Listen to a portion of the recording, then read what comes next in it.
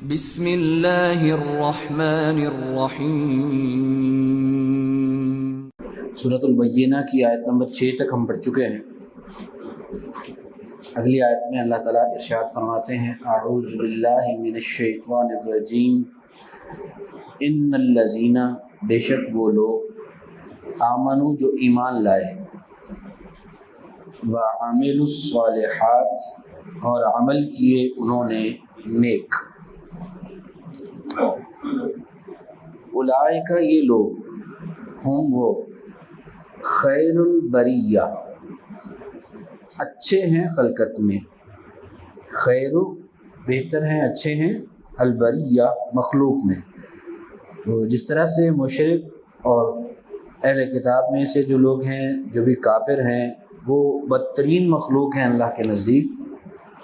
اسی طرح سے اللہ تعالیٰ فرماتے ہیں کہ بے شک وہ لوگ جو ایماندار ہیں، یعنی ایمان لائے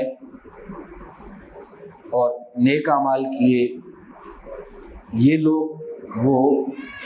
بہترین ہیں مخلوق میں، یا بہتر ہیں خلقت میں یا مخلوق میں۔ اب ان کا جو انجام ہے وہ اللہ تعالیٰ بیان فرماتے ہیں، جیسے پیچھے ان کا انجام بیان فرمایا تھا کافروں کا کہ وہ تو ہمیشہ کے لیے جہنم میں رہنے والے ہیں۔ تو جو اچھے لوگ ہیں مخلوق میں، ایماندار لوگ اور اپنے ایمان کے تقاضوں کے مطابق نیک اعمال کرتے ہوئے زندگی گزارنے والے لوگ، ان کا انجام کیا ہے؟ جزاؤہم،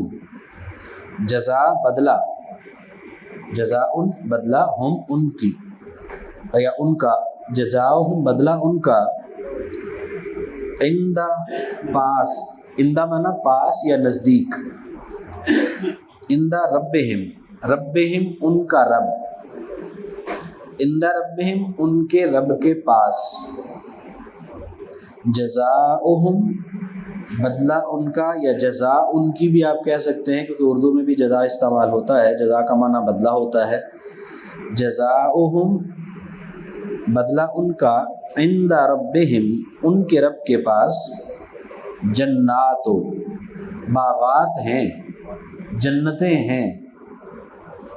جنات جمع ہے جنت ان کی، جنتن باغیچے کو، باغ کو کہتے ہیں، جنات باغات، عدن ہمیشہ رہنے والے، جنات عدن باغات، عدن ہمیشہ رہنے والے، تجری چلتی ہیں، یہ جاری ہیں، تجری جاری ہیں، یہ چلتی ہیں، من تحتہا من سے، تحت نیچے، ہا ان کے، یعنی ان باغات کے نیچے، تجری جاری ہیں، یہ چلتی ہیں، من تحتہا ان کے نیچے، یعنی ان باغات کے نیچے، الانہار نہریں، اور وہ نہریں بھی کیسی ہیں؟ جیسا کہ حدیث میں رسول اللہ صلی اللہ علیہ وسلم نے فرمایا کہ وہ دودھ کی نہریں ہیں، شہد کی نہریں ہیں، اور ان کے کناروں پہ آپ کورے پڑے ہوئے ہیں، ان کی مٹی جو ہے وہ ایسے ہے جیسے کستوری ہوتی ہے، اور ان کے جو کنکر ہیں اور اندر جیسے پانی کے اندر جو ہے وہ پتھر ہوتے ہیں، کنکر ہوتے ہیں، وہ ہیرے جواہرات اور موتی ہیں۔ تو ایسی وہ شاندار نہریں جو ان باغات کے نیچے چلتی ہیں، جو جنتیں اللہ تعالیٰ نے اہل ایمان اور اعمال صالحہ کرنے والوں کے لیے تیار فرمائی ہیں، جو ان کو بدلے کے طور پہ عطا کی جائیں گی۔ تجری جاری ہیں، یہ چلتی ہیں، من تحتہا ان کے نیچے سے، الانہار و نہریں،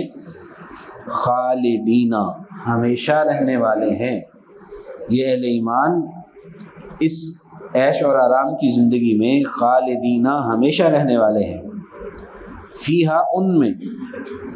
یعنی ان باغات میں، ابدا ہمیشہ ہمیشہ۔ جہنم میں تو یہ ہے نا کہ کئی جو کافروں نے تو ہمیشہ رہنا ہی رہنا ہے، لیکن جو اہل ایمان ہیں وہ اپنی سزا بھگت کے بالآخر ان کو نکال لیا جائے گا وہاں سے۔ تو لیکن جو جنت میں جانے والے جنتی ہیں یہ تو ہمیشہ رہنے والے ہیں وہاں پر، ہمیشہ ہمیشہ،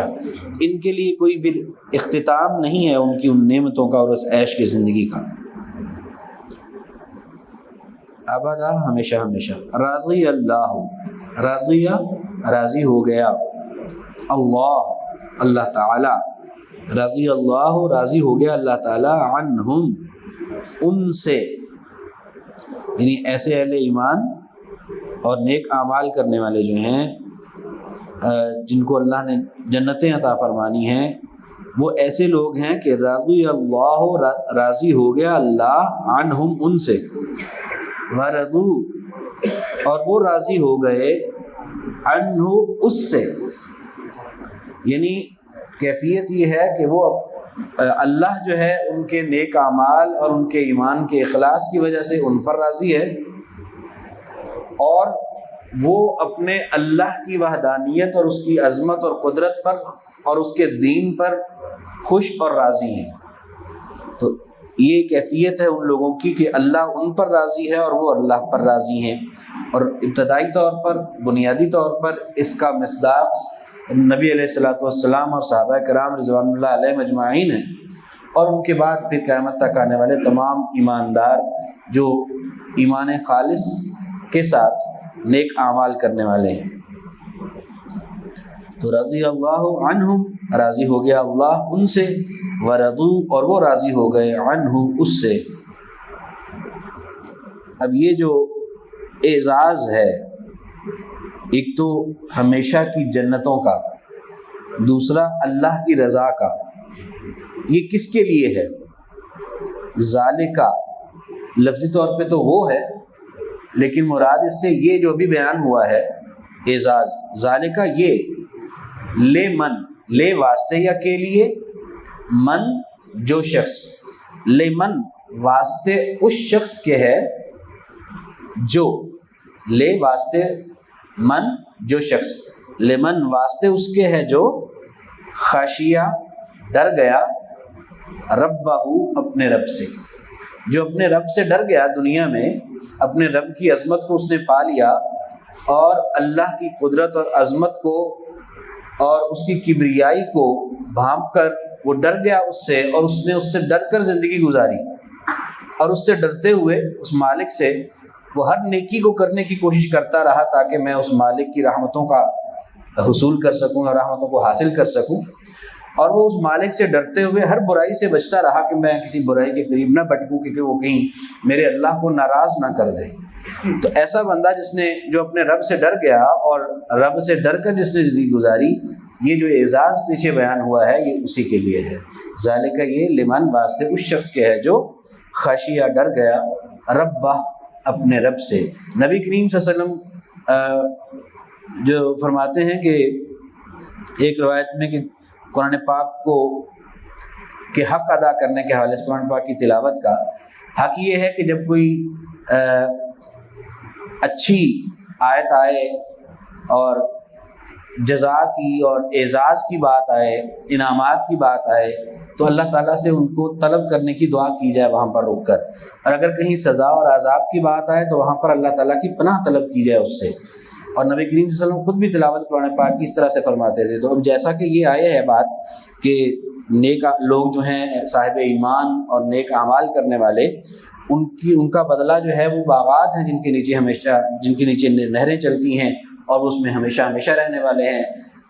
ان سے اللہ راضی ہو گیا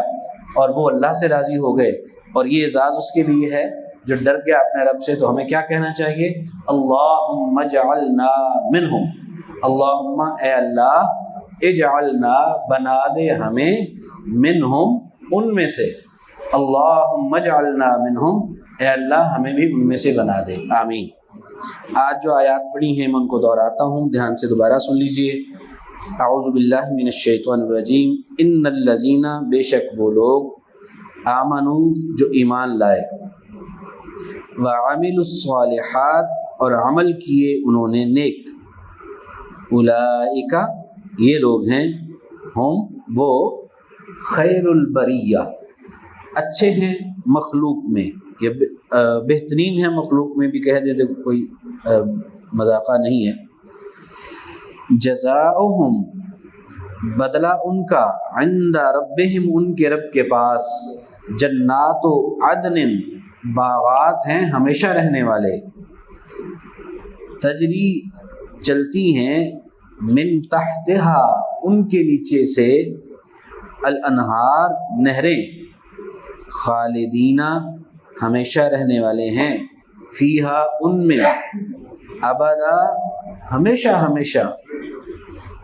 رضی اللہ راضی ہو گیا اللہ تعالی، عنہم ان سے، ورضو اور وہ راضی ہو گئے، عنہ اس سے، ذالکا یہ، لمن واسطے اس شخص کے ہے جو خشیہ ڈر گیا، ربہ اپنے رب سے۔